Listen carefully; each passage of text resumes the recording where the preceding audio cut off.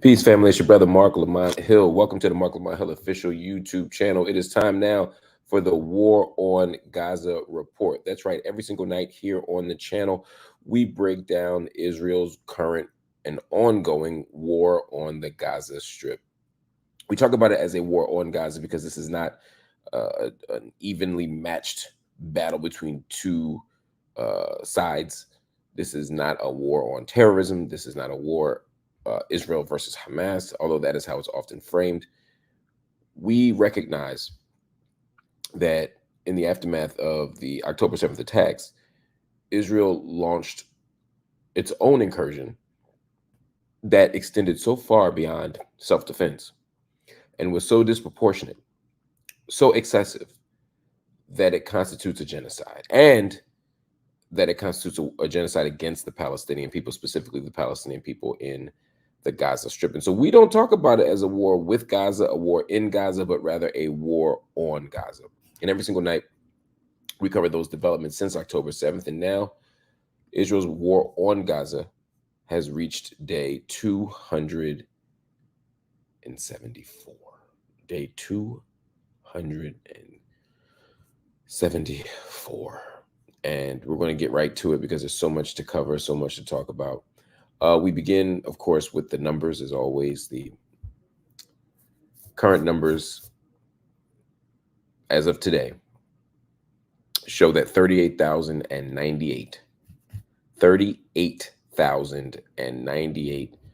people have been killed in Gaza since October 7th, and 87,705 people have been wounded in Israel's war on Gaza since October 7th. And of course, the death toll in Israel from Hamas's attacks on October 7th are still estimated to be 1,139, with dozens of people, of course, still held captive in Gaza.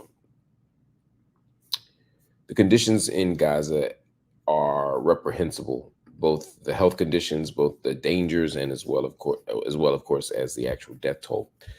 One of the big stories to come out of Israel and Gaza, Israel and Palestine, but specifically the Gaza Strip, has been the attack on a UN school that took place just maybe 7 hours ago. At least 16 Palestinians have been killed due to Israel's attack on a UN-run school. It's called El Jaouni, a UN-run school sheltering displaced people in the Gaza Strip. Now, it's important to note that because it's been a very long time since there's been school in Gaza. The school system was shut down this year. Palestinian children just didn't get school. The universities have been physically destroyed and dismantled. But the schools still serve a function, a protective function, and they've been used as shelters. So we've also seen people shelter inside of hospitals. We've seen people shelter inside of masajid, mosques. And the Israeli government, the Israeli military has consistently demonstrated that it has no regard for those spaces as protected sites. And so in a statement on Saturday, the government media office said that more than 75 people were injured on top of the 16 who were killed in the attack on El Jaouni school. That is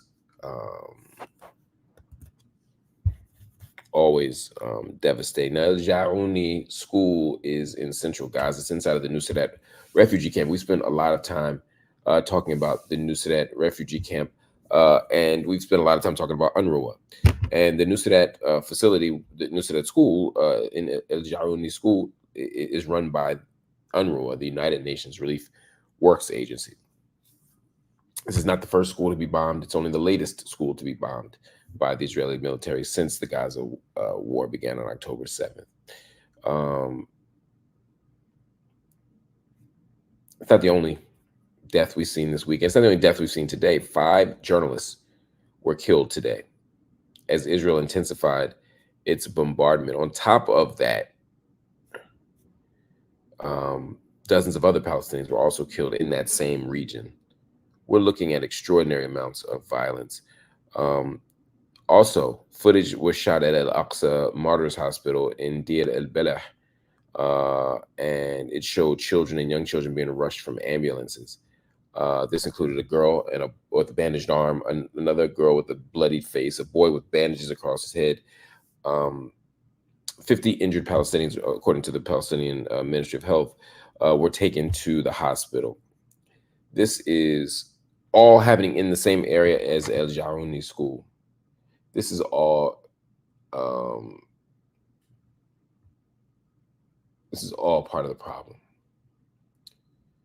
And I think that it's fascinating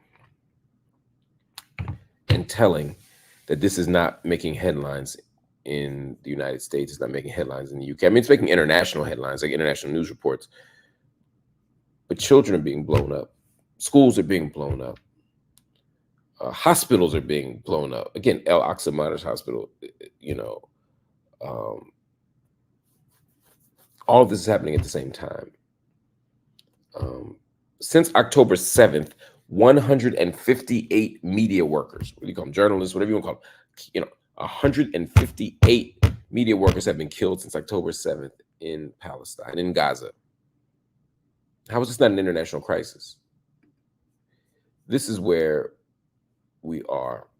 Someone wrote in and said, are these hospitals still operable? How do the wounded have a chance to survive? I mean, we had a brother on, Abdul Wahab Abu Warda, who has talked about what it means to operate directly on the ground. What it means, he was only one of 5 surgeons left in that Shifa hospital, and they have basic medicines. They're doing the most basic procedures. They can't do any sophisticated surgeries. They can't do any deep kind of analysis of people's problems. They just have to treat people, triage on the ground, treat on the ground. There's no beds, and they're under the constant threat of bombardment. This is the reality. So something's got to give. But it seems as if right now, there's not even a global outrage anymore. We've almost become inured to the pain and the devastation and the absurdity of so many people dying. Anyway, one of the moves toward a ceasefire agreement has been through Egypt, Qatar, and the United States as kind of negotiating partners. And Egypt has announced that it is set to host delegations from Israel and the United States to discuss quote-unquote outstanding issues in a possible ceasefire agreement. That's according to Al Qahira TV, that's Egyptian TV. Hamas has dropped its demand for an upfront commitment for a complete end to the war. That was a non-negotiable, a non-starter for Hamas. If we don't have a complete stop to the war, we will not negotiate. Now Hamas is saying, well, maybe we will. That suggests that, again, these negotiations are on Israel's terms. That could be good. It could be bad. With 38,000 people dead, I need to see the violence stop. I need to see a ceasefire. I need to see some kind of peace agreement. But we don't want to see a peace agreement that is short-lived or one that ultimately does more harm than good. So we have to see what that looks like. But at the very least, we need to see something. Piles of garbage and rivers of raw sewage. This has become the familiar scene in the Gaza Strip. The Gaza Strip is very dense, and there is an extraordinary sanitation crisis. There's an extraordinary sanitation crisis that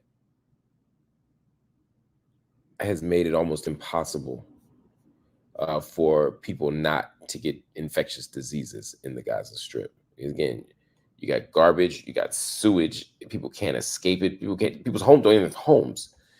And after 9 months, it's become hard to get clean water. It's hard to get soap.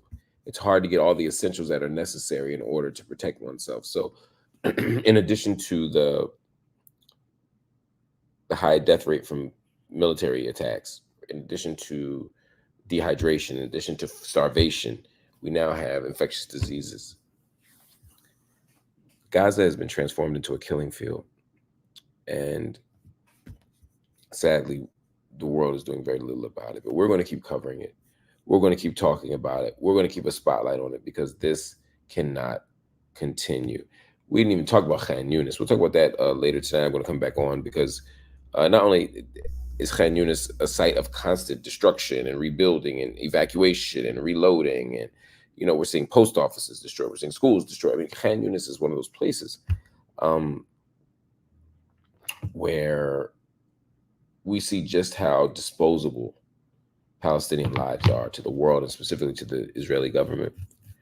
So we'll cover that tonight. I'm going to try and get back on and do a live Q&A. I didn't do it last night. It wasn't my fault.